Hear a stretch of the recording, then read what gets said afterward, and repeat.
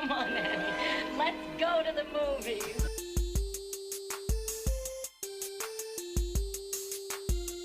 This is the Cinereelists, episode 609. My name is Kyle. My name is James. And my name is Zach. And we're here to talk movies, movie lists, and movie obsession for the next hour or so. Welcome, guys. Thank you, Kyle. Of course. I forgot to mention this last week. Last weekend, I was in Chicago. Okay. And we were at Navy Pier. And I heard a group of friends like kind of saying goodbye to each other as they were leaving. Mm-hmm. And it was like two couples. And the first couple, as they were saying goodbye, said, "Wadata." And then the second couple, as they were saying goodbye, responded with "Sadate." Amazing. Did you go up and talk to them? I didn't because they were kind of far away. Like I heard it, and then I was turning. I'm like, did I just hear a Pootie Tang reference in the wild? I'm a Pawn Tony. I Got would my dealers on the pepper tank. I would 100% have gone talk to them. Yeah. I would have been like, Pootie? Yeah. But yeah, Amazing. it's so rare that I hear a Pootie Tang reference that I'm not making or Zach isn't making. So, I don't think I ever have. I don't know. Yeah. So this was a group of 4 people that all made a reference together. Yes. Wow. Yeah. Like two couples, like as they were saying goodbye. I'm impressed. Yeah. I mean, you definitely should have traded phone numbers with them. Yeah. It was a missed opportunity, but I also was just enjoying the moment of like, hey, this is pretty cool. I got to Honestly, hear some Pootie Tang. the most epic thing you could have done was to take off your belt and start running at them, pretending to like hit them with your belt. That would have been amazing. I mean, I'm there for it. Not because they would have understood it, more because they probably would have called the police. They would have understood it. Or a gorilla suit. Did you have a gorilla suit with you? I was thinking a gorilla suit would have been good, or like have Megan put on some Master P while I'm running at them with the belt. It would have been the third gorilla accident at that Navy Pier. I probably need to rewatch Pootie Tang because I saw it once, like 20 years ago, and that's it. I never thought about that movie again. We had a missed opportunity, Zach, of watching it with James at the cabin. We did. And just telegraphing the jokes before they happen.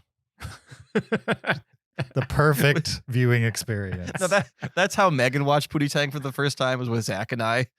And Zach and I just pre-laughing at everything. Sure. And she hated it. It was a terrible experience for her. Bet. Well, it's hard to tell the difference between pre-laughing and post-laughing because we're just constantly laughing. Right. Well, either we were quoting what was just said or what we're quoting was just about to happen. Yeah. Yeah. Sadate. Wadata. No thanks. All right. Well, let's get into it, guys. Welcome to episode 609 of the Cinereelists podcast. Today we're talking how to blow up a pipeline, as well as our top 10 favorite movie explosions. Before we jump into all that, we need to remind you there's a video version of this podcast on YouTube. Go check it out there. Type Cinereelists in the YouTube search. Find us and listen while you watch. Also, you can support the show on Patreon, patreon.com/Cinereelists. Get extra after show audio as well as other Cinereelist swag like mugs or t-shirts, etc.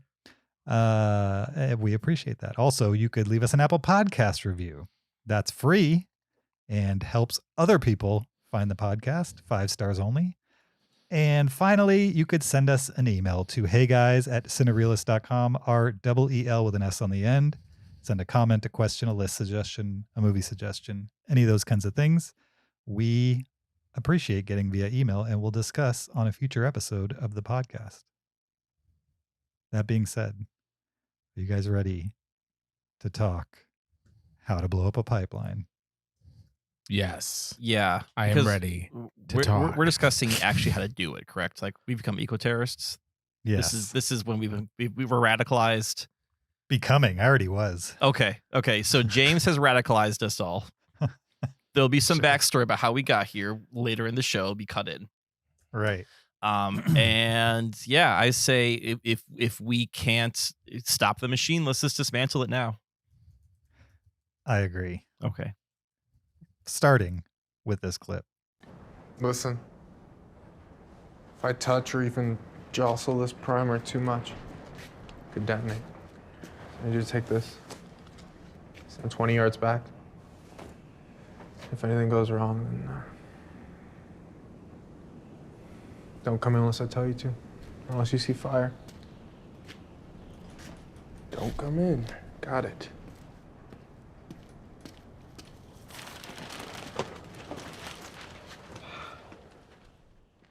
That was How to Blow Up a Pipeline, directed by Daniel Goldhaber. It's a 2022 American action thriller film. Goldhaber wrote the screenplay along with two others. The movie stars Ariella Bearer, Christine Forseth, Lucas Cage, Forrest Goodluck, Sasha Lane, Jamie Lawson, Marcus Scribner, Jake Weary, and Irene Bedard. Pretty much only them. The official IMDb plot synopsis for How to Blow Up a Pipeline is: a crew of environmental activists plot a daring plan to disrupt an oil pipeline. Yes. Yeah, that's the plot of this movie. It's exactly what it is. Short and sweet, but perfect. It's been a while since I've read an IMDb plotline where I'm like, okay, that's exactly what it should be. Yeah. But that one definitely is. So yeah, we saw the movie. It's been out for a while. You can watch it online. I forget which service it's on. I watched it on Hulu. Hulu has it. It's also on VOD if you don't have Hulu. But we decided to watch it because it seems to be popping up on a lot of best of 2023 lists. Some of those lists are starting to come out, and it seems to be making people's lists. And so we decided to give it a watch. I have a little confession to make. Ooh. I already Okay. watched this movie like months ago. Okay. What? And I don't really remember what I thought of it, but I definitely wasn't super hot on it. Okay. But we were looking for something to watch, and I kind of feel like after seeing it show up on lists that maybe I was wrong, or like I didn't see something in it that other people were. I gave it 3 stars, so certainly not a bad Okay. Letterboxd rating. This is what I had to say about it on first watch. We'll talk about second watch in a minute and y'all's opinions, but this is what I wrote in May of 2023. Another in the short line of recent environmental justice focused films, not terribly interesting, but it kept my attention as any passable little low, but it kept my attention as a passable little low budget heist thriller. So I didn't have bad things to say about it, but 3 stars is not exactly a top 20 of 2023 worthy grade. Sure. So now that we've ratcheted up the suspense, what did you guys think about How to Blow Up a Pipeline? So, James, you described this as a heist thriller, and I think that's a perfect way to describe this movie because it does feel like an Ocean's 11 style movie. Not so much in the like rat-a-tat delivery, but it's very much a procedural. Like this could have been a Steven Soderbergh movie in the sense of how it really is the steps that these activists are taking to try and blow up a pipeline.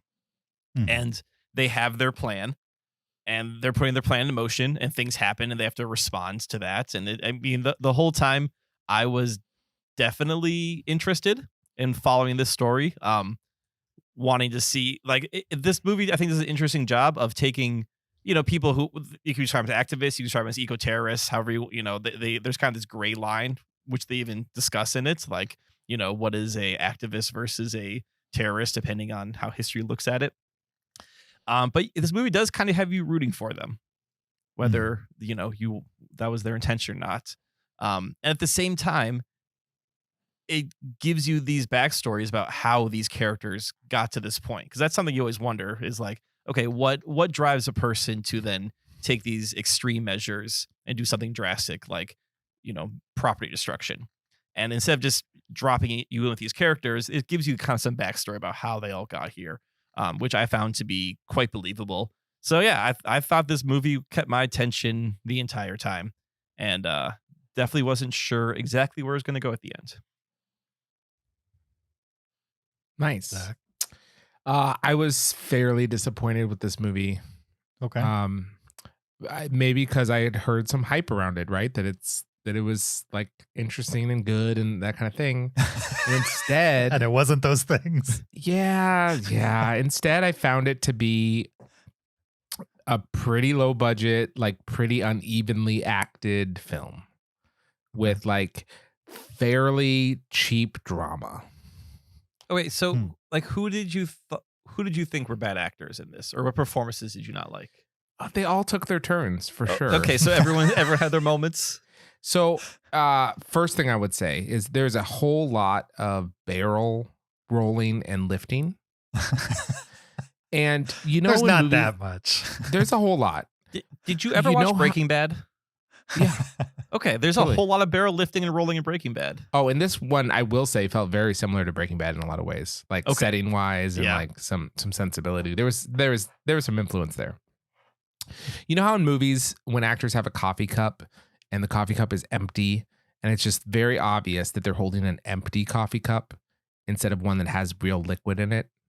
Mm-hmm. Are you guys aware of this phenomenon? Yes. Yeah. I've heard of this it, yes. Happens all the time. I'm acutely aware of it whenever it happens because it's so easy to just put water in the coffee cup, right? It's the easiest thing in the world. Just put water in there and then they will handle it as if it has actual weight. This movie has so much barrel rolling and barrel lifting where the barrel does not weigh as much as they're pretending as it weighs. Or I guess I should call it acting. But the amount of like strain and overacting as they're trying to like lift this barrel and roll this barrel when the barrel weighs like 20 pounds in real life, why not just make the barrel really heavy? I guess for insurance reasons, they don't want it dropping on someone and breaking their leg or something. But there was just way too much pretending that the barrel was heavier than it was. And it was just like, this is not good for the actors because they're not selling it. They're overselling it. That never bothered me. And I agree that there's a lot of lifting and pushing and rolling of barrels in moments. Like barrels are a big part of this plot. Yeah. But yeah, like them straining to lift them, it never bothered me. Like, yes, obviously they're acting. Like I wasn't like, oh my goodness, that barrel really is 600 pounds or whatever. Yeah. But I never felt like they were overselling it or that it was cheesy. Just kind of every single time, that's all I could think about. It's just like, oh, they are just acting like it's heavy and not selling it to me. For the record, the average steel drum or barrel weighs 48 pounds.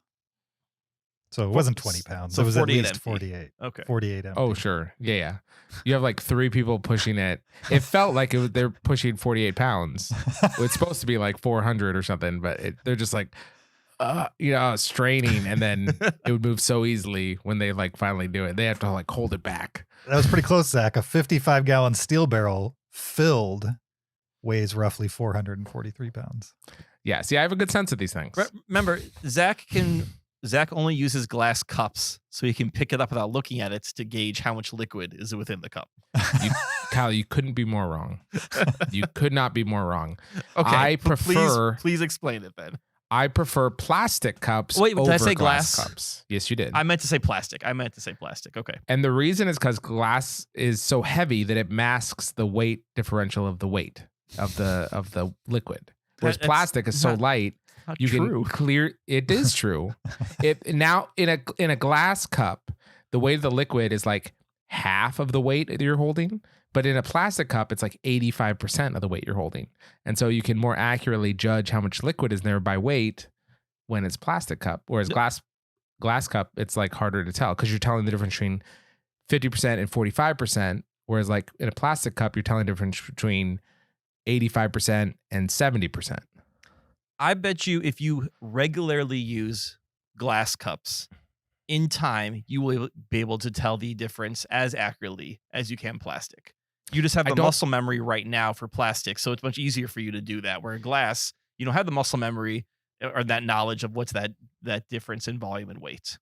But I think with time, you would be able to. It's not do a it matter just of as well. familiarity. It's a matter of precision. It's a matter of precision. So you're imprecise, is what you're saying. No. What I'm saying is, I guess you're not listening.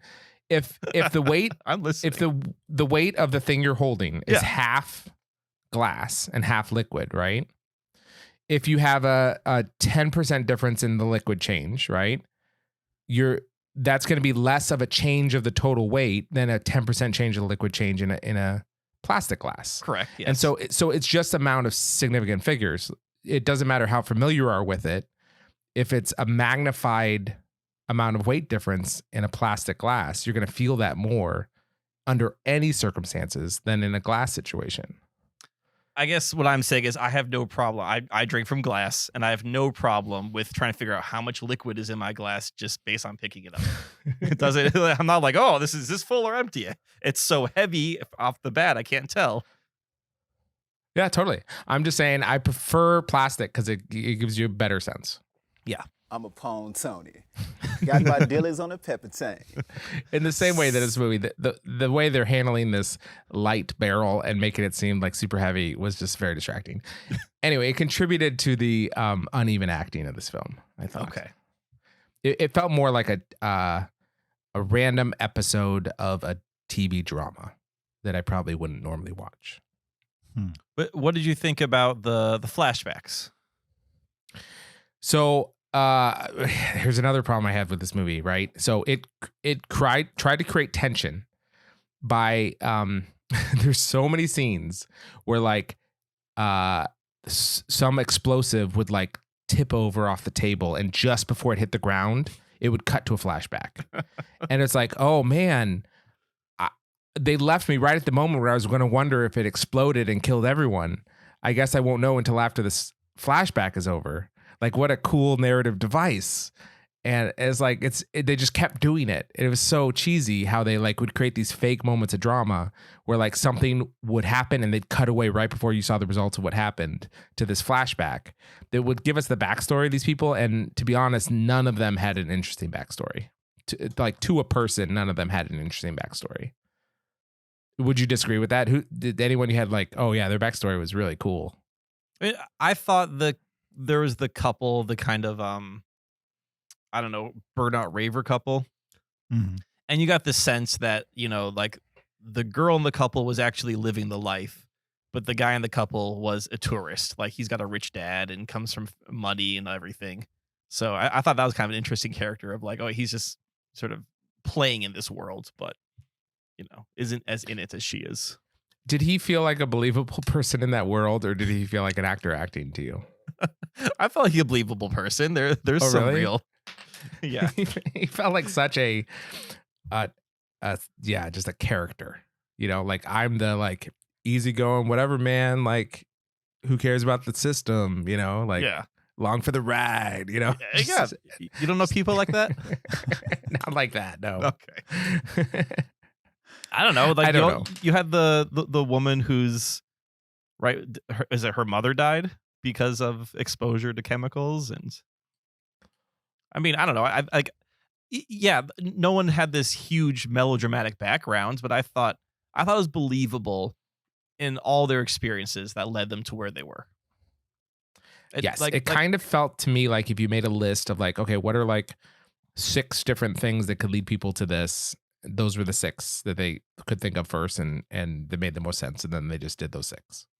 Yeah, but I think it's better to give variety than like all of them are like, well, my mom died of chemicals. Well, my mom died of cancer. Well, my mom died of cancer. Well, let's go blow up a pipeline then. No, I totally agree. I just feel like none of them were like an original thought or like something interesting, or like you couldn't just assume without the flashback. Okay. In general, like I feel like flashbacks, I don't know. I found the flashbacks relatively uninteresting. And the point that they always came at these fake drama moments of like, oh, the barrel's falling, what do we do? Flashback, I'll give you that. The time they would cut away, when they chose to cut away the flashbacks, was a little cheesy. It felt like MacGyver 80s something or another. So I'll give you that. I didn't think it was cheesy. I thought by the name of the movie, How to Blow Up a Pipeline, right? That's what you're watching the movie for, right? Is to see if they accomplish their mission on some level. And so you can't like just have no tension up until the moment where they do or don't blow up a pipeline. You have to like create moments of tension over the course. And since they decided to go fairly realistic with the backstory of each person, their backstory itself isn't going to be all that interesting.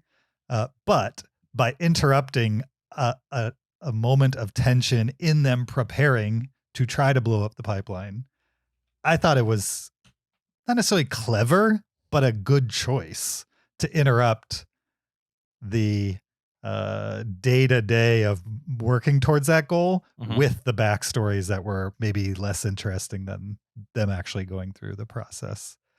That was my take on it. I actually liked that. And I think if they had cut to flashbacks during the process without building to those moments of tension and then cutting away, I mean, I don't think it would have been as effective for me. Can I contrast it to a movie called Rafifi? So in Rafifi, there's this long like jewel heist. Yeah. It's like 20 minutes long. And it's a procedural in the same kind of way. And there's an incredible amount of tension. And I think that is a much more masterful way of achieving tension while being a procedural, where you kind of like feel like you know how it's going to end, but like you're watching the process anyways. That's like a super tense 30 minutes. And it's not relying on these kind of like what I feel are a little bit cheaper tricks. I think, but they also don't give backstory on every character. They're not trying to backstory like 7 people over the course of that movie. Like they got to give motivations for these people. They don't have to, but if the movie's going to do that, do it this way, as opposed to like a less interesting and tension-filled way. Sure. I mean, I feel like Rafifi, you get the motivations of the characters without the flashbacks. Yeah, Sure. but I think Rafifi is a little simpler because these are crooks, criminals who that's just what they do. Right? So like the motivation for that specific heist in Rafifi, you get a little bit of background of that, but you already know that these people are jewel thieves and crooks, and they already have this background. Where in this movie, you have people who are normal people who now then turns to this life of extreme activism. And I mean, for me, that's a bigger leap of like than versus a crook who wants to go through another heist for a specific reason. Sure. Can I say one more like big issue I had with this movie? Sure. I'll be vague at first, and you tell me if it's a spoiler, and Okay. then I'll be less vague if you're okay with it. Okay. I do tend to have a problem with movies where the characters are unbelievably dumb. Like where they're like they've set up that they're not that dumb, and then they do dumber than they should be things. Like I'm okay with if a character is dumb. Yeah. But if like they're not dumb and then they do something like unspeakably dumb, it really turns me off. Like that's a big reason I have a problem with the Alien prequel. What's that called? Prometheus, yeah. It's just characters who are not dumb people doing incredibly dumb things. Is this the strap moment? No, I'm fine. The strap was, I mean, out of character, I thought, for the main detonation guy. He's super careful on everything else, right? But that was out of character. It's not the strap moment. The drone. Can you dance around the moment you're talking about? Yes. There's one point where they encounter a drone. Yeah. And they leave it in a certain location. Okay. And I feel like maybe the dumbest thing they could possibly do is leave a device that they have already said has GPS in that exact spot that they leave it. Where are they going to, wouldn't moving it though, like trigger alarms unless they're going to move it along the same path it was already on? No, I don't think that's the case. They do have a throwaway line of, we can't take it. There's GPS. Yes.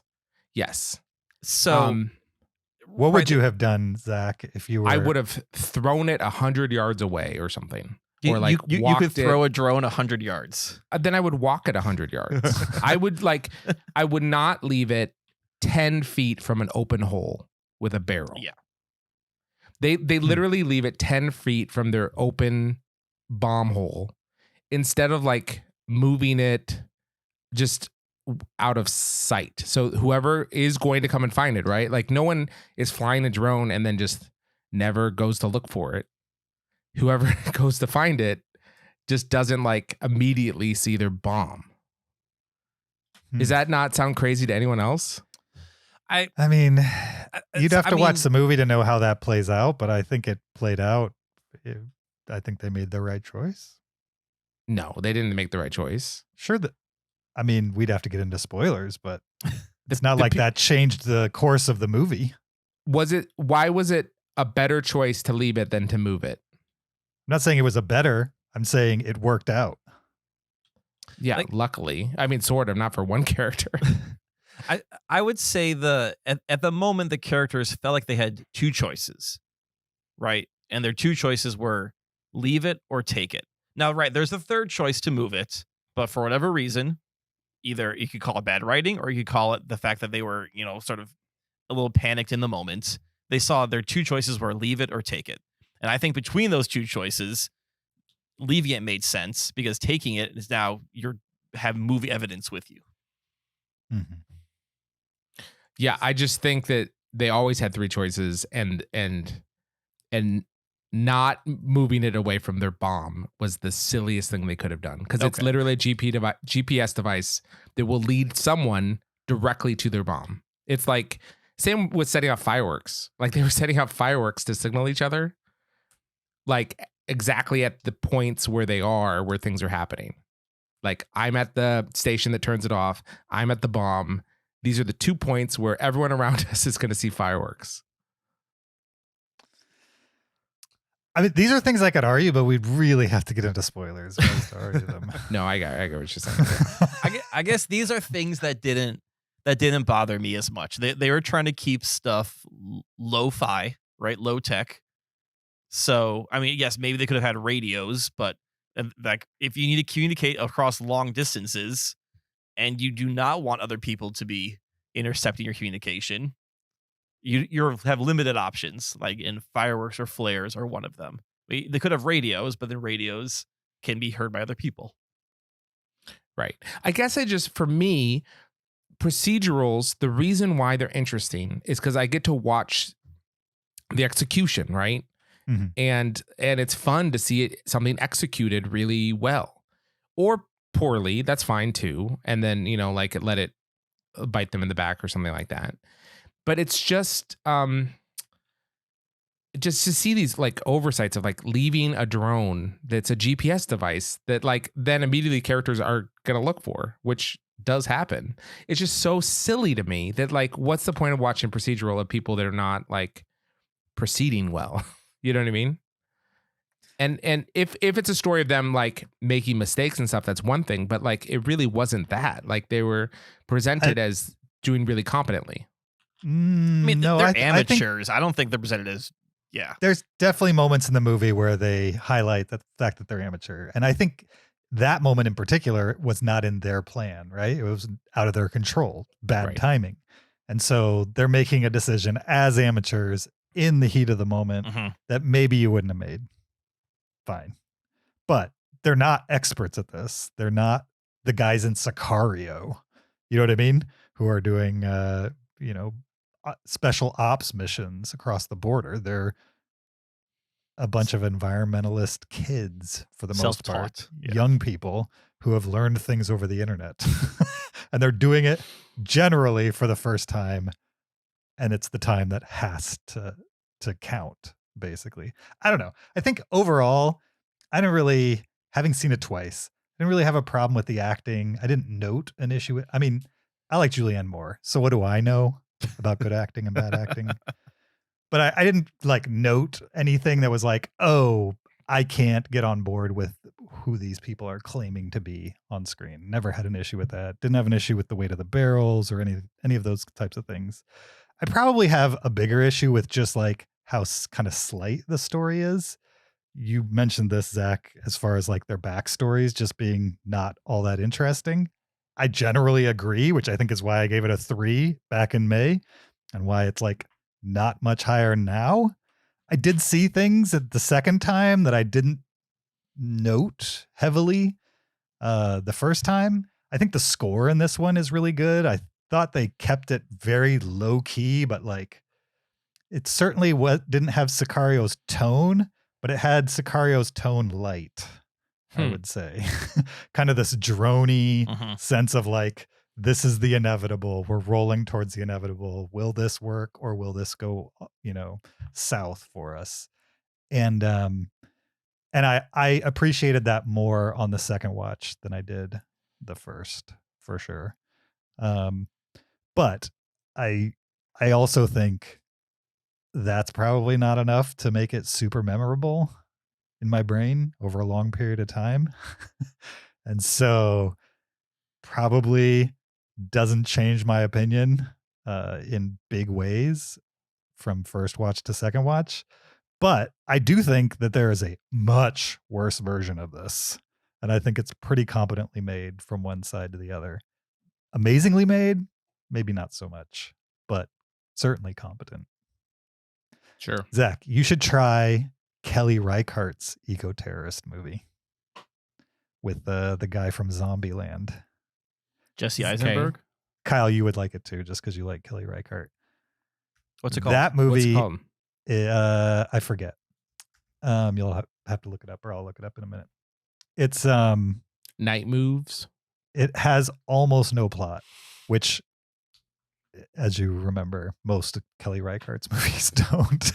But it is an eco-terrorist movie, and they're doing a similar action, or they're attempting a similar action as what this movie does. So it's interesting to see a filmmaker that literally is not interested in giving you people's backstory, or even like, I don't know. It's a way looser movie as far as the plan goes, I would say, and motivation. But anyway, anything else with How to Blow Up a Pipeline? The only other thing I want to say, and to piggyback off something Kyle said, is this would be a much better movie if Steven Soderbergh directed it. Like, it really is Ocean's 11, right? But without the snappy anything, you know what I mean? But it's a movie that Steven Soderbergh would make so well. Oh yeah, for sure. Instead, this is more propaganda than it is like a great film. Oh, it's based on a book, so we got to give the filmmaker a little bit of credit for like adapting a book. You know what I mean? Whereas Ocean's 11's an original piece. Plus, Ocean's 11 takes place in Las Vegas. This is in the desert in the middle of nowhere, and they're eco-terrorists. It's very different. Like the setting, you could make an Ocean's 11 version with like Brad Pitt eating sandwiches all day and like snappy dialogue and fast-paced editing. Hey, the scraps go great, guys. It's not that movie. I think it is that movie. I know, honestly, I think it is that movie. I think it has shades of that to keep itself interesting, but overall, it's not that movie, in my opinion. I thought who is it? Ariella Bearer, who played Xochi. I thought she also was like the writer on this movie too. She's a producer. Okay. She's a writer, and she also gave the direct to camera speech at the end. That was filmed. So yeah, I do agree. I think this movie definitely has a point of view. Right, Zach, you called it a propaganda piece, and I would say there's definitely shades of that. And it's given in the fact that one of the main actors is also the writer, the producer. Like, there's definitely a passion project for them. So yeah, this movie does have a point of view. It's not standing coldly by as this procedure happens. It has an opinion on it. Yeah, it's this odd thing where like the movie really is a call to arms to do things that the movie creators aren't willing to do. They're like, we'll make a movie about it, but we won't do it. But we want other people to do it. Which right? they kind of parody in this point in the movie itself. Yeah. Yeah. Okay. Controversial topic time. Do you think it's okay that let's say this was real life? Thoughts? Oh man. Okay. So here's the plan. Okay. Let me summarize it for people who haven't seen the movie. Okay. The plan is to blow up an oil pipeline, do it in a way where it's not going to spill oil, but do it in a way where it's going to close the pipeline for months, for them to like make sure it's safe again. And so oil prices will spike. And maybe it will encourage other people to do similar things so that oil becomes so expensive that it's unfeasible to use and people are forced economically to switch to other forms of energy. Am I summarizing that correctly? Yeah. I'm not sure they laid it out as like people will be forced. It's more just like it'll speed up the adoption. People will consider using other forms of energy. But market forces will drive people towards other energy because oil would be so expensive. Yeah. But I don't think the characters had any illusion that like blowing up this one pipeline was going to eliminate oil. They more wanted to spur like a oil war. Agree. I think their main point was to encourage others to do the same. To say, look, we can do this. You can do this too. Yeah. That being said, you're cool with it? As long as no one dies or gets hurt, if people want to do things they feel passionately about, go for it and just accept the consequences. What about the private property though? The private property was hurt, Zach. so right. I'm not private property. Yeah. I'm not as concerned about private property. I'm okay with people doing extreme things for things that they think are important enough to do those things, as long as no one gets hurt. Now, I could agree or disagree with like what they feel needs to be done, or like what they feel passionate about. People could do extreme things for things I think they're wrong about. Mm-hmm. But I understand the desire to, if you feel like you're in a live or die situation, destroy some property in order to like survive. Like the way these characters feel is we've got 5 years until the earth burns. Yeah. So like some of we them have to do this. Yeah, some of them do. One of them's getting revenge. Right. Yeah. So like, if that's how they feel, then I think they're justified internally to do those kind of things. Again, if no one gets hurt. But so my issue with, and this is me just playing more devil's advocate with the idea, with the extreme activism where it's like, we're going to cause destruction, but we don't want anyone to get hurt, is that oftentimes people still do get hurt because even the best laid plans, there's things that are out of your control. And a lot of times there's amateurs who are planning these things. Like, here in Madison, at the university during Vietnam War, I think one of the buildings was like working with Dow Chemical on chemical weapons. So some student activists were like, well, we're going to bomb this university building, but we're going to do it at night. We don't want to hurt anyone. We just want to like make a statement and to remove the university from being able to help the war effort. Well, there was a janitor working there that night, right? And that person died. And then all these people went from being, activists, terrorists to now murderers. And then it would have negatively affected their life in the first place, but now someone's dead and now they're murderers on top of that. So I think there's obviously, if you want extreme change, you need extreme action. But the idea of like, oh, but no one's going to get hurt is just, that's kind of bunk. Like, don't they do that in Fight Club too at the very end? Spoilers for Fight Club, everyone. Like, they blow up all these buildings, but they're like, oh, but we're all the janitors. We staff them all. So like no one's actually in these buildings. I'm like, you're dropping buildings. I know Fight Club came out before 9/11, but like, sure. When you're dropping buildings in a city, like there's gonna be collateral damage here. Right. Totally. That's why I can say like in principle, I'm okay with it. But in practice, as long as nobody gets hurt. So if someone gets hurt, the equation changes in my mind. Right. But I think it's so rare that these things happen without someone getting hurt. Like even in this plan, right? You can imagine all these scenarios where there could have just been contractors and other people who are just present on site when this stuff happens. Oh yeah, there's a million things that could have gone south. But I mean, all that being said, like, America's here today because of the Boston Tea Party, right? Sure. Which was interpreted as a terrorist act by the people in charge. In very similar ways, the exact same thing, right? Mm-hmm. Instead, like the thing that carried the liquid that everyone cared about got destroyed and it spiked price, like the exact same thing. That's why I'm all for it. Just burn it all down. Let's do it. I mean, James is the anarchist of the group here. So. Absolutely. Yes. Yeah. And the one that like sees the future as the most dire. So that makes sense. definitely. Well, his future is much shorter than ours anyway, Zach. So yeah, I have less to live for. According to you guys. According to you guys. It's hard to say because we're so close, in the span of the life. But if the life was shorter or lighter, you'd be able to see the precision of the difference in our ages a lot cleaner. Sure. Oh, okay. that was clunky, Zach. It was. It's fine. I'm gonna outlive you guys anyway. Anything else with How to Blow Up a Pipeline? Are we ready to letterbox this? Let's go for it. All right, I'll start. I gave it a 3 in May. I'll give it a 3.5 in November. Wow, you liked it better. A little better. Yeah. I like this. I'm gonna give it 4 stars. Nice. Yeah. 2 stars. 2 stars. Okay. It was a movie with essentially no plot.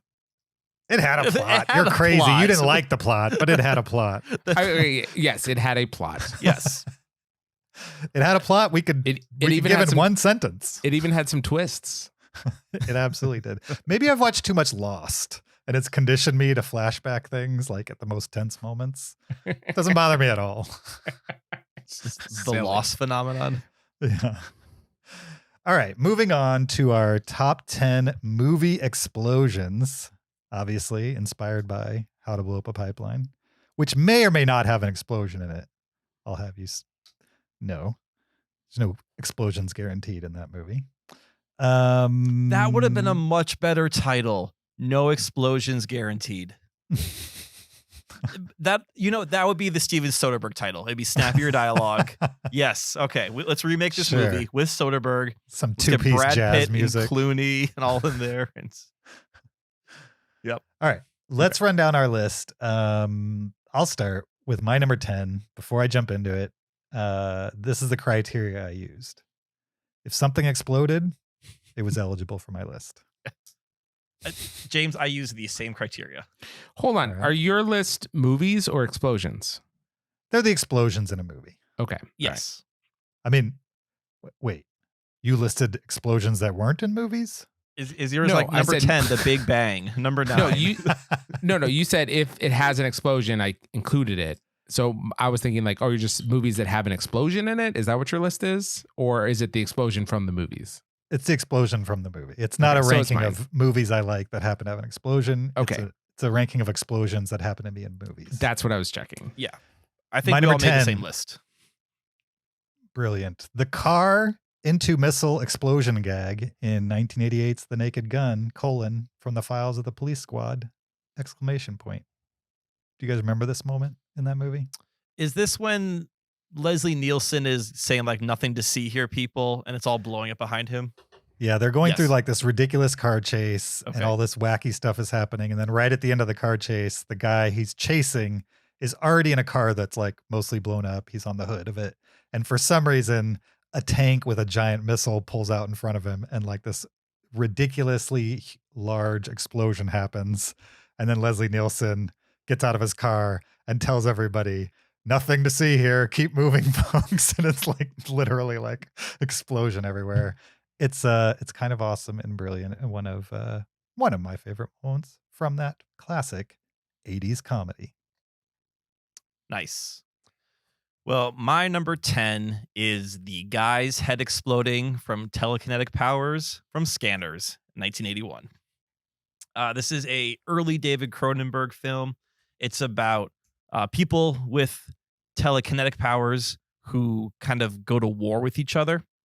It's definitely cheesy in moments. It's an early 80s movie. It's an early Cronenberg. The main character I did not care for as an actor whatsoever. But you also have Patrick McGowan in this movie from like The Prisoner. And Michael Ironside plays the main kind of evil telepath in this, or telekinetic being in this movie. And he uses his powers at one point to blow a guy's head up. And it's a pretty cool effect. And it's a pretty cool explosion. Nice. Are you guys in general a fan of explosions in movies? I Like, is mean, it a when plus? appropriate, yeah. Yeah. What about only when appropriate? I mean, I don't remember them when they're not appropriate. I mean, I think if they're memorable or notable, I like them. If it's just things blowing up for the fun of it, Who Like, cares? yeah. if it's Michael Bay, just I'm gonna blow up every rock I can find, it gets to be a little much. But like when it's used for impact, I think it's much better. Yeah, I mean, spoiler alert, there's not a single Transformers movie on my list, and every one of those has like 3 or 4 explosions in it. So it's not like how big or how ridiculous. It's whether it's well placed. Yes. I would say. Yep. Sure. Okay, well, my number 10 is the explosions, plural, from The Creator, which is a movie that we talked about recently. And I wasn't like through the moon for that movie, but I was very impressed by the explosions. I thought they were well done. They all looked real and like impressive. And we don't get that from movies all the time. A lot of the times the explosions aren't super awesome when they're like CG, but these were CG and awesome. So I was cool with it. Yeah, the explosions followed the movie. Like even if you had problems with the movie, that movie looked realistic somehow. Yeah. For sure. My number 9. Yes, Kyle. I'm going to say right now, I think none of my explosions are pure CG. I think they're all practical with maybe some CG enhancements. They're probably all CG enhanced. Well, I mean, some of these movies were pre-CG, so they're definitely not CG enhanced, but... All right. My number 9. The explosion of Orlando, Florida's City Hall in 1992's Lethal Weapon 3. This might not make everybody's list because it's just kind of a building exploding. And Lethal Weapon 3 isn't even set in Orlando. It's some other city. But they actually did blow up City Hall in Orlando. They paid $500,000 to do it. And they did it the summer that I moved here. So a young James at age 12 or 13 arrived in Orlando, Florida, and heard they were making Lethal Weapon 3 and they were going to blow up City Hall. And without even seeing the movie, I thought it was maybe the coolest thing I had ever heard, despite living like an hour away from LA when I was before that, where I'm sure they blew up plenty of things. And then when I saw the movie, I was like, never seen City Hall before, but yep, that's it. And it's just an explosion that always exists in the back of my brain, probably because of where it happened. Nice. My number 9 is the explosion of Cyberdyne from Terminator 2 Judgment Day. And this is made my list for 2 reasons. One, it's a great actual explosion. When the bomb goes off, there's this huge fireball that just levels an entire floor of a building. And you see it from the outside with all these cops in the foreground and glass and fire flying everywhere. But the setup to this is Joe Morton's character, who's like the president of Cyberdyne or whatever at the time. You know, he gets convinced that what he's doing is wrong. They go to Cyberdyne to destroy their work. Things go south. He stays behind with the trigger for the bomb, and he's slowly dying, kind of like letting these last gasps of breath out. And when he lets his last gasp out, he clicks the bomb and the whole thing goes off. So it's a cool explosion with a really neat setup on top of it. That's awesome. Good choice. My number 9 is Bridge over the River Kwai. And the explosion is of the bridge over on the River Kwai. Okay. It's a good explosion. Yeah, it's a good one. Also, spoiler alert for Bridge over the River Kwai. Yeah. And I said it wrong. It's Bridge on the River Kwai. Yeah. But even though it goes over the river, though. Yeah. I guess bridges don't go on things; they go over things. Yeah. Technically correct and also incorrect at the same time. Exactly. My number 8 is the hospital explosion in 2008's The Dark Knight. Just really cool, well framed shot, slow-mo Joker walking away unaffected by a ginormous explosion of a hospital behind him. Seared into my brain as a cool explosion. My number 8 is the cafe explosion from Inception. This is when Leonardo DiCaprio and Elliot Page's character are sitting at a cafe and all these baskets of fruits and paper start exploding around them. And it's visually really cool. And I guess it's a nod to a movie called Zabriskie Point, which I've never seen before, but apparently it has a very similar explosion in it. So I kind of want to see that movie now to see the original. Zach, have you seen it? No, but it's a Harrison Ford movie. It is. Okay. Yeah. Oh. Well, you might see it before us then if you're working his way through his filmography. Yeah, exactly. Definitely plan on seeing it. It's kind of a cult movie. I'm interested. Cool. My number 8 is the opening scene from Children of Men. This is where he's just like kind of in a like a coffee shop store, coffee shop, watching the TV, and then a terrorist explosion goes off.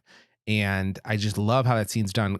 First of all, it's all in one like take, but two, like his audio goes completely out, because he like can't hear in relation to the explosion, and it's just so unexpected and jarring. It's just it's great. It sets the tone for the movie.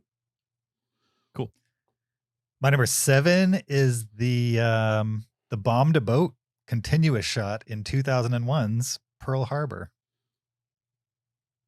Have you guys seen Pearl Harbor?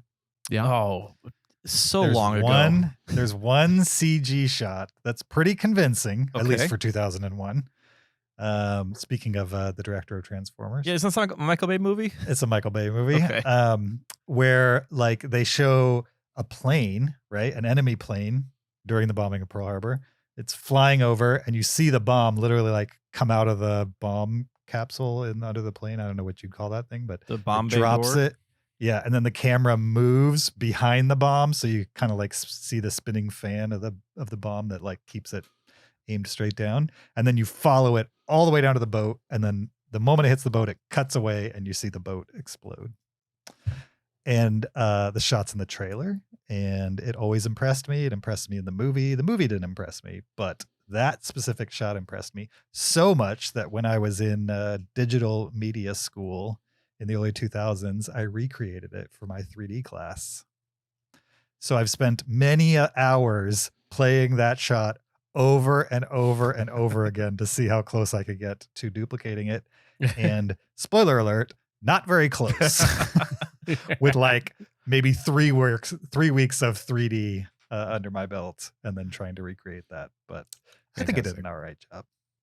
You could do one of those mashup videos of like Instagram versus reality. Like the Instagram is the shot from the movie, and the reality is your 3D recreation. Sure. Yeah.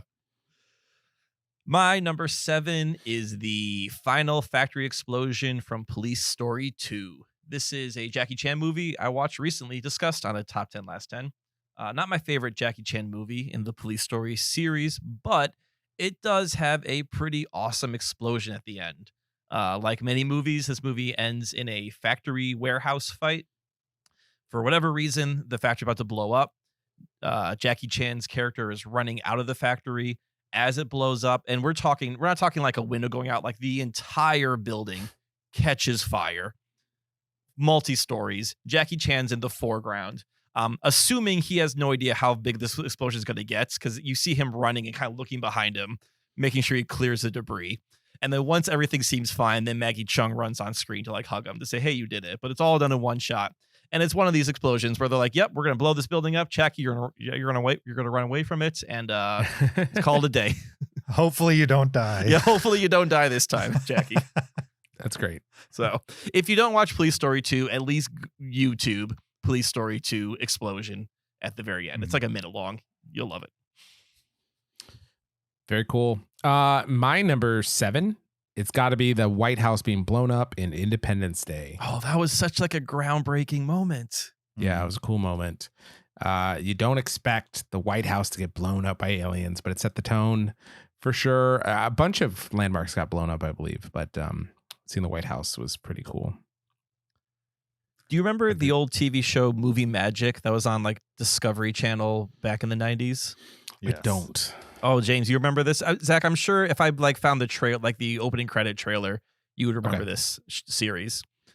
It was kind of like a behind the scenes documentary about how they just a lot of movie effects, and they did a whole episode on the Independence Day White House explosion. It's like a PBS show, I think. It definitely had a very like dry narration to it. Right. It was it's so cool though. So if I can find the opening credits, Zach, I'll send it to you. See if it sparks any memories. Okay. So cool. My number 6 is the helicopter that crashed into a building and exploded in 1999's The Matrix. Remember this? Yeah. Oh yeah. The helicopter like swings ripples kind in of the glass. backwards and sideways and ripples the glass and then yeah, I think it's just a helicopter running into a building. Certainly we've seen that in other movies, but in this one, in the context of the Matrix, the rippling of the building, the fact that like they're in a computer simulation, the size of the explosion, it all came together for me. And that's why it's my number 6. Do you remember when like the bomb went off in the parking garage in the elevator shaft or whatever? Yeah. Mm-hmm. I always thought that the way the door like flew through the explosion looked strange. How it like flew off. Yeah, like it kind of took a weird trajectory, I thought. It was Well, it was probably a CG CG door. So Oh, for sure. yeah. But I'm just wondering if it ever stood out to you. Right. No, I agree. Like it doesn't, it flies off the hinges and then like bounces right in center frame. And yeah, it's more for drama than realism. I think they went a little overboard with the speed ramping CG on in that shot. But Yeah. All right. Well, I love the smell of napalm in the morning. Can I go? No. Yeah, you go next. Okay. You just wanted to tell us you love the smell of napalm in the morning, right? Yeah. Okay, yeah. cool. All right. Apropos nothing. My number 6 is, this is a smaller explosion, but there's many of them. This is Tim the Enchanter from Monty Python and the Holy Grail. This is one of the characters that John Cleese plays. King Arthur and his Knights of the Round need to get a holy hand grenade, or they need to defeat the rabbit. So they go find Tim the Enchanter, and when they find him, he's just casting fireballs all around him, and it goes on for like at least 30 seconds of him casting fireballs. And they finally start a conversation with Tim the Enchanter, and he punctuates every single sentence with like 3 more fireballs. And there's got to be like 20 or 30 explosions in that like one scene. And it's so ridiculous, but it's so much fun. That's great. I like that movie. So what do you love in the morning, Zach? The smell of napalm. Okay. From Apocalypse Now. It's the Ride of the Valkyries helicopter scene. It's just a well-made scene. Yeah. Even more impressive that like they just like borrowed them from the military. Yeah, like, it was really like dropped bombs. It was like You the know what I mean? Filipino army or something like that. Right. They dropped like the same bombs the Filipino army was going to drop anyway, type of thing. Those aren't like movie bombs. They're actual bombs. Right. And then they got called away to fight actual terrorists or guerrilla warfare during the scene. So yeah. It's wild. My number 5, I didn't think this would be a duplicate, but it absolutely is. It's the exploding head scene in 1981's Scanners. Nice. That's a bingo.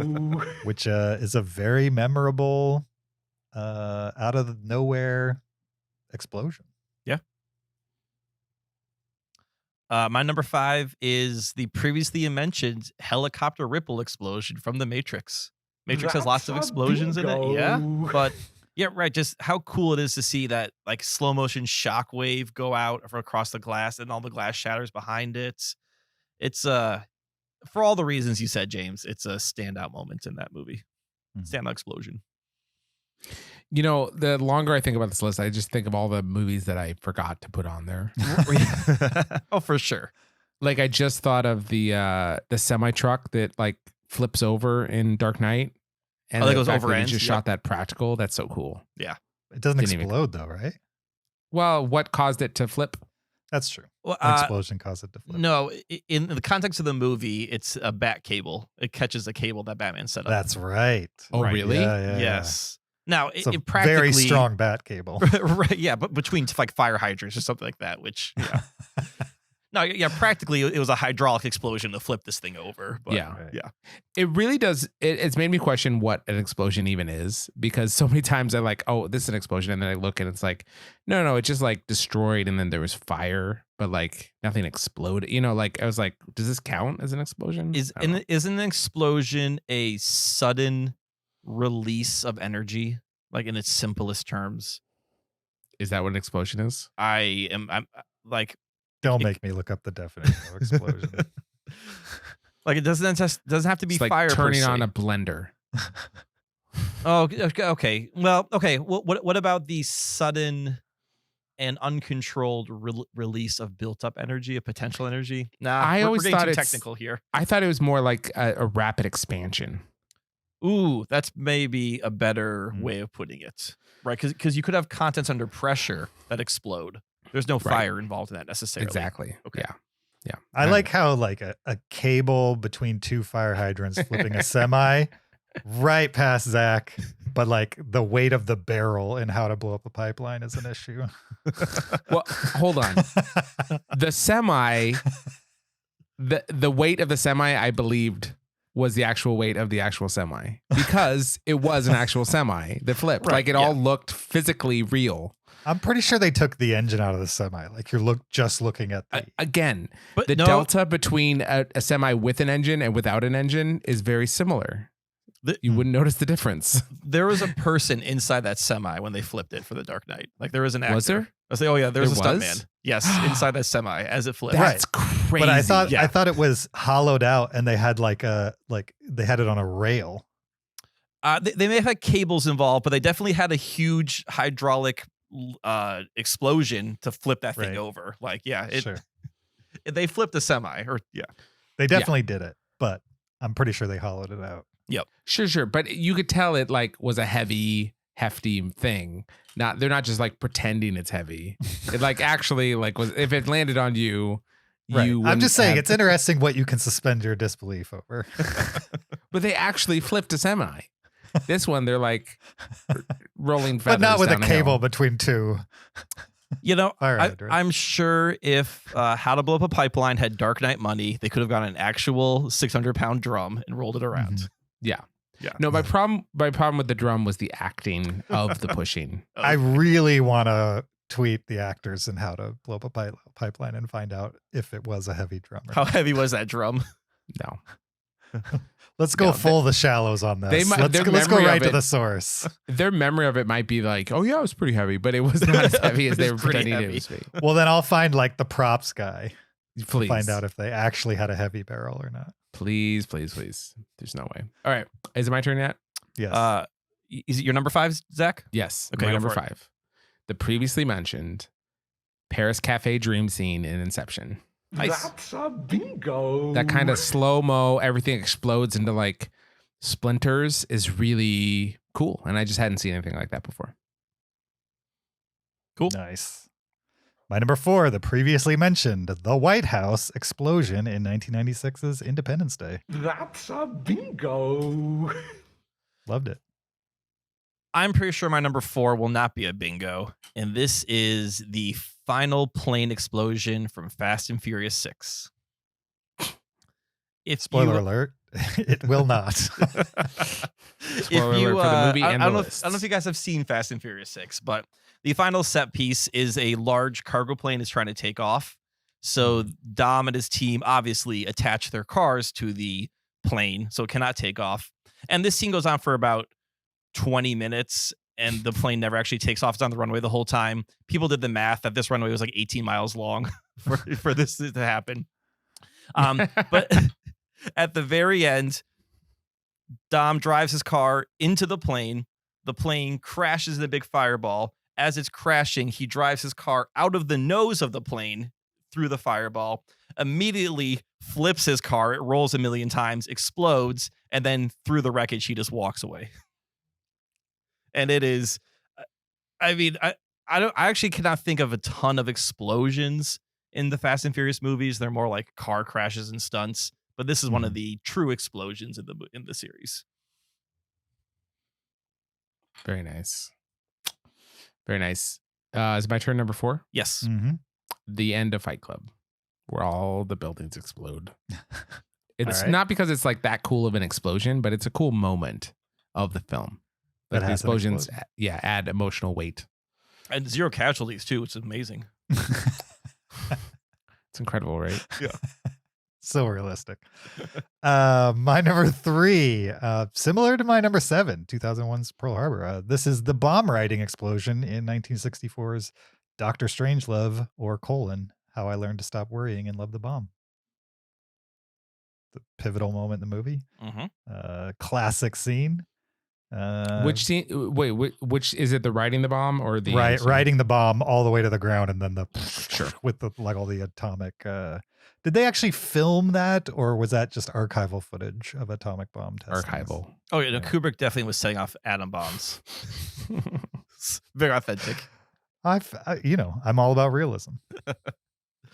My number 3 is the opening napalm explosion from the previously mentioned Apocalypse Now.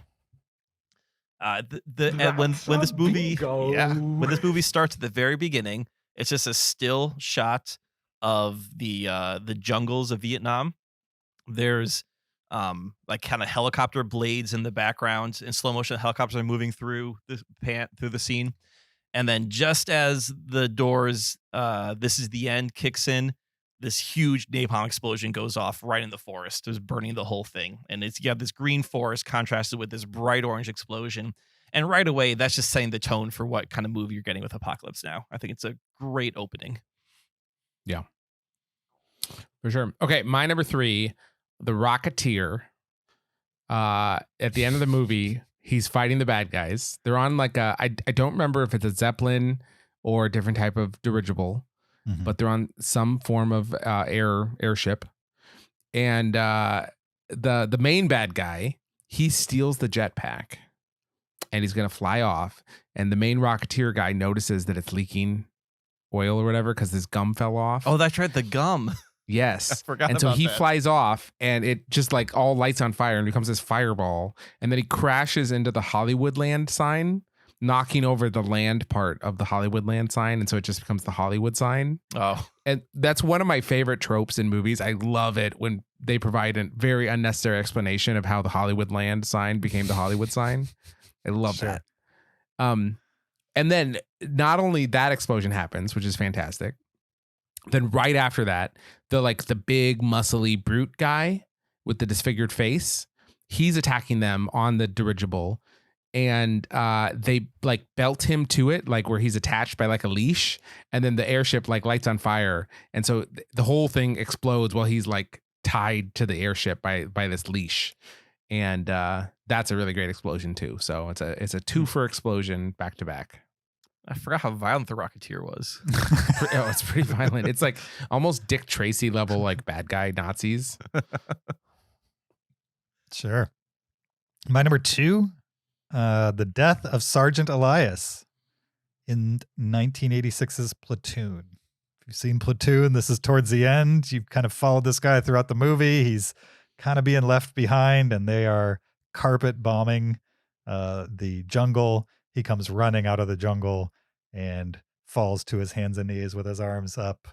I think this movie won an Academy Award basically off this scene. And right behind him is just like solid explosion. And it's pretty awesome. And it's seared into my brain. When we talked about making this list, I was like, that's got to be on it. Nice. Cool moment. My number 2 is the tanker explosion from Mad Max Fury Road. The majority of this movie, a tanker is being driven around full of gasoline, full of fuel. And towards the end of this movie, this tanker finally explodes. And it's a very dramatic, huge explosion. And it's filmed as Mad Max is kind of on one of these like swinging arms. He's kind of viewing it from the top, swinging by as the explosion is happening. It's really cool. It's done practically, as most things were done in Mad Max Fury Road, with a little bit of CG enhancement, obviously. I watched a making of featurette of that today. It was like 2 minutes long. And they talked to the stunt coordinator. They're like, oh yeah, how'd you do the shot? He's like, well, we had a remote control truck. We loaded it full of gasoline. We had this big expansive desert. And at a certain point, we blew it up. I was like, yep, that's how you do.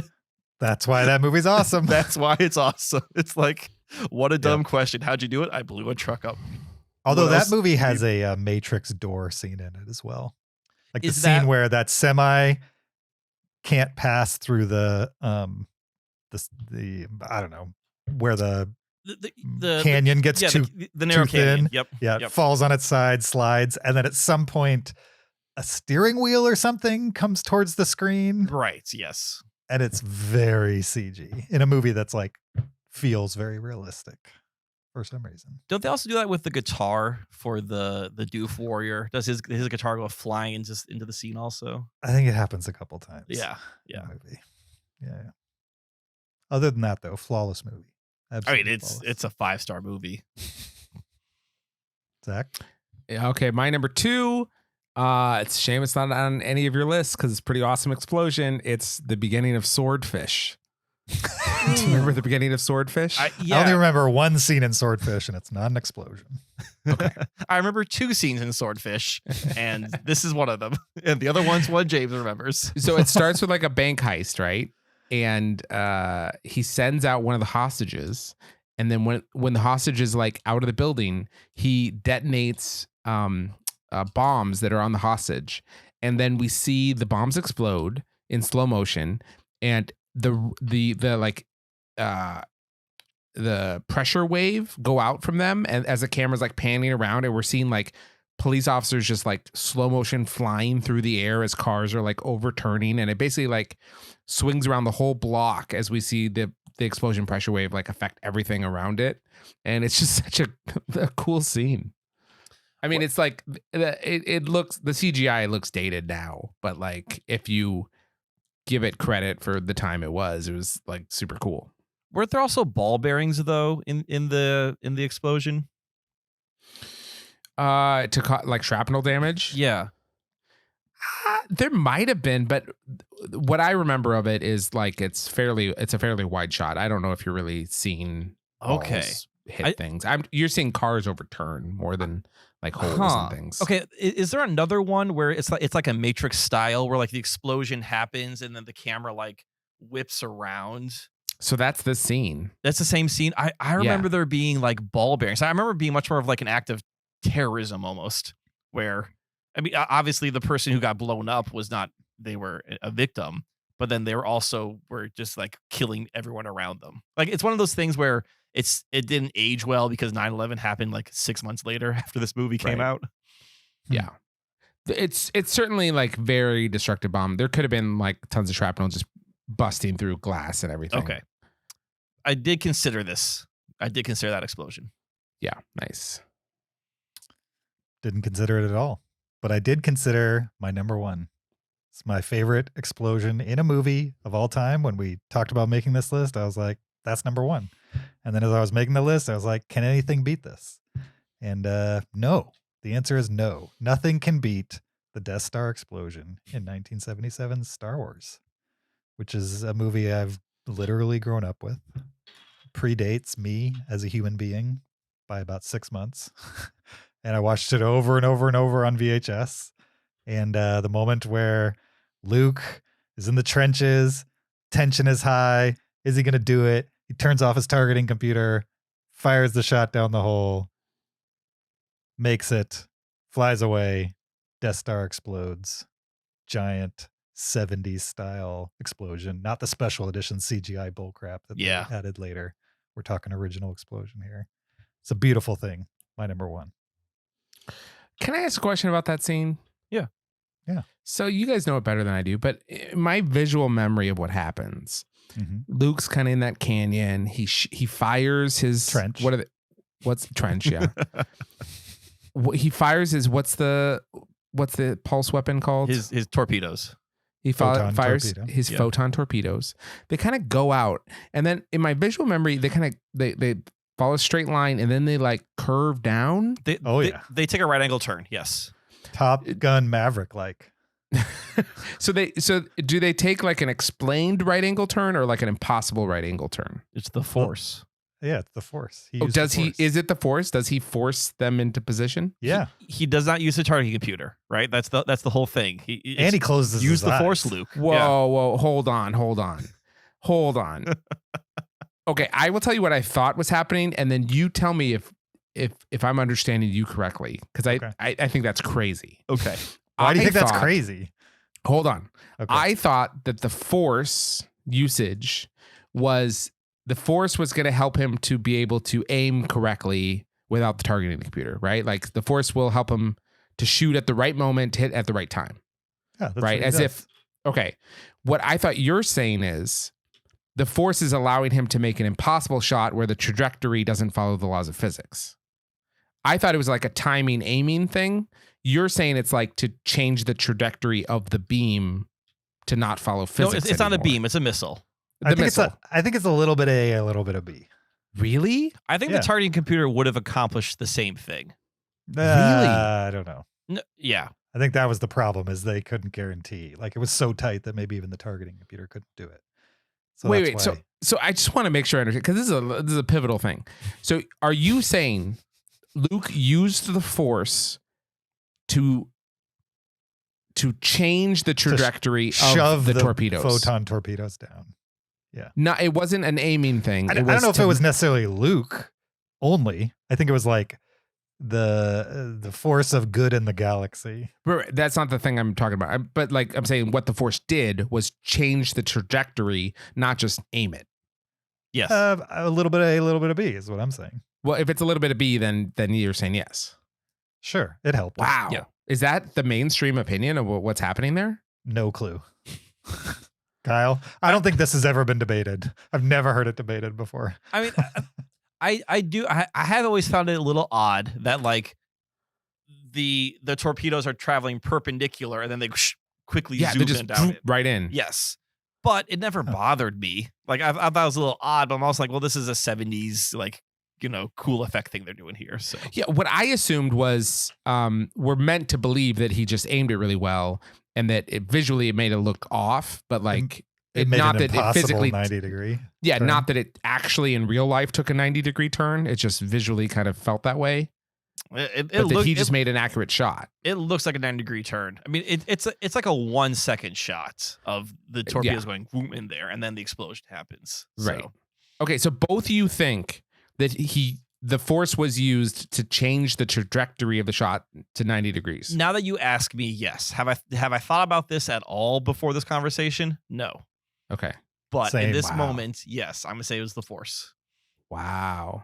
Same here. Okay. I will say I'll think about it more, but Okay. my gut is telling me the force helped him aim, and that's all. He didn't push the torpedoes with the force. Then what? Then how what do you explain caused the 90-degree impossible turn? 90-degree turn? Yeah. I always assumed it was just Optical illusion.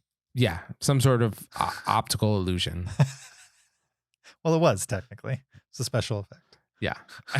I They do were meant like to believe it was just a very well aimed, impossibly aimed shot along a straight line path. in my memory of the original Death Star explosion pre-special edition. It does explode. There's all these like, obviously fireworks, whatever they go all different directions. And then gravity kicks in and you see everything falling. Even though it's in space. Yeah, that's funny. It's fun. It's fun. Obviously this was filmed on Earth, but still. All right. My number one is the previously mentioned hospital explosion from The Dark Knight. This is bingo. It's a massive explosion, right? An actual abandoned hospital that Christopher Nolan got to explode. Heath Ledger was very close to this explosion. I know in the movie he clicks the button and the explosions to happen, and then he jams a couple more times and the explosion goes off and he looks startled. And I think that's urban legend that was a unplanned moment. I'm pretty sure within explosions you don't having unplanned moments where people say go and then nothing happens. But Heath Ledger sells it so well as the Joker of it being unplanned moments that I think the urban legend took off. And it's just this massive explosion that levels an entire hospital. It's very cool. And surprisingly, no one gets hurt because they evacuate the entire hospital, including Harvey Dent. Yeah. All right. My number one is the previously mentioned ending to Doctor Strangelove. And That's a bingo. It's just such a surprising end to a movie. I remember watching that and just being shocked that is the ending of the movie. All of these different explosions going off. And I thought it was a really profound, interesting choice. And especially because in movie universe, that's not the next thing that happens. That happens later. It's kind of jumping ahead to the inevitable kind of a thing. Anyway. Yeah. All the multiple explosions. Right. I mean, I think it's shown you that World War III has now happened. Oh yeah, for sure. Yeah. But it's not like in the movie. It's like the very next, like it's a jump cut to it, as if like they were happening simultaneously. You'd have preferred another half hour of generals discussing how to retaliate. No, not prefer. I loved how it ended. I just thought that was really interesting, super interesting. And isn't there like it would have been nice to like right before the bombs went off to like do a flashback. That would have been cool. And then come back and blow it up. To see how Slim Pickens got here in the first place? Yeah, exactly. Okay. Yeah. Yup, that's me on that bomb. You're probably wondering how I got here. Would have been much better. Kubrick didn't know what he was doing, obviously. Kubrick needed some more hacky writing to make his movies better. All right, that was our top 10 movie explosions. Hopefully you enjoyed that. Maybe you learned something. I certainly did. I now know what a dirigible is. Also odd that after all those bingos, not a single triple bingo? Yeah. Weird. Oh, yeah, that's interesting. Yeah. I mean, it's interesting for a list that it wasn't like, top 10 Spielberg or something like that, where we're almost guaranteed a triple bingo on something like that. But on this, we had tons of bingos and no triple. Go figure. Thanks for listening to episode 609 of the Cinereelists. We appreciate your listenership. Don't forget, check us out on YouTube, support us on Patreon, leave us an Apple Podcast review, or send us an email at heyguys@cinereelists.com. We'd appreciate any or all for bonus points of those things. You could also follow us on social media, on Twitter, Facebook, Instagram, or TikTok at Cinereelists, or you could follow me on my personal Twitter or Letterboxd account at YoJRB. You can follow me on Twitter or Letterboxd at Shaubin. Did I surprise you, Zach? How many of these have we done, Kyle? Find me on Letterboxd at Peter SKB. We will be back next week with another explosive topic. This one, Ridley Scott's Napoleon biopic, starring Joaquin Phoenix. Looking forward to that. We'll see you guys there. Until then, keep it cinereal.